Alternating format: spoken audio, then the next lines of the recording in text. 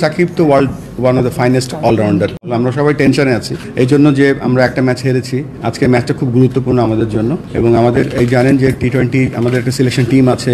এই টি-20 টিমে বেশ কিছু অলরাউন্ডার অলরেডি আছে।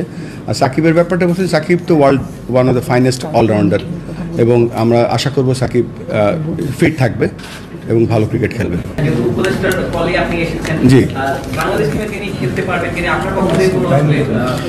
না, উপদেষ্টার কলের সাথে তো এটার কোনো সম্পর্ক নেই। উপদেষ্টা তো সিলেক্টর না, তবে এটা আমাদের যে ক্রিকেট বোর্ডের যে সিলেকশন কমিটি আছে দেখবে সিলেকশন একটা প্রসেস বা একটা সিস্টেম আছে, তারা সেটা ফলো করবে এবং সেটা আমরা রেসপেক্ট করবো।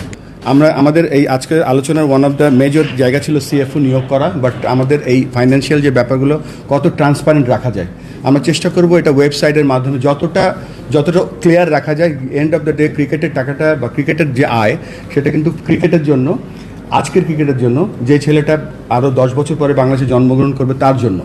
সো অবশ্যই এই টাকা এই যে ফান্ডগুলো আছে সেগুলো কীভাবে আমরা আরও বেটারভাবে এবং বেটার ওয়েতে আমরা ইউজ করতে পারি বা আমরা এমন একটা জায়গায় এটা ব্যবহার করতে চাই বা আমরা কন্টিনিউ করতে চাই বা বলতে পারেন যে আমরা আরও ডিটেল জানতে চাই, তখন আমরা এটা নিয়ে কাজ করতে পারবো। তবে অবশ্যই আমরা এটা ইনভেস্টিগেট করবো।